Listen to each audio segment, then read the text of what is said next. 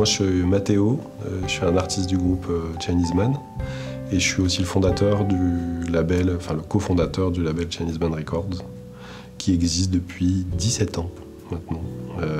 Et je suis du coup artiste, producteur de musique, beatmaker, DJ, voilà. Quand je suis en période de création, tous les matins, je me mets derrière mon ordinateur et puis avec un clavier, une idée de sample, une idée de composition, une inspiration, un morceau qui m'a plu, où je me dis « Ah tiens, c'est cool ça, cette rythmique elle est bien, je vais essayer d'en faire une qui m'inspire un peu la même chose et pouvoir la transformer à ma sauce, quoi. » Pour ce qui concerne les projets plus collaboratifs, avec Chinese Man, on fait un peu la même chose, c'est-à-dire qu'on se retrouve tous les trois. Et on a un travail qui est essentiellement axé sur le sample, on écoute, on met des petits bouts de morceaux de musique à côté.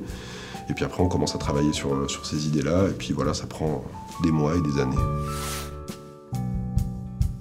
Moi ça m'a demandé de un peu déconstruire comment est-ce que je faisais de la musique, parce que moi je pense toujours à la musique un peu en morceaux, quoi. D'avoir un récit et de rentrer dans une réflexion de musique de fiction, musique de fonction, comment est-ce que t'enveloppes tout ça. Et en fait, ce qui est génial, c'est qu'il y a vraiment une interprétation, je trouve, quand tu fais de la musique à l'image, avec à la fois ton prisme, celui du réalisateur, celui du récit, et comment est-ce que tu vas servir le propos tout en marquant aussi un peu avec du caractère de façon musicale.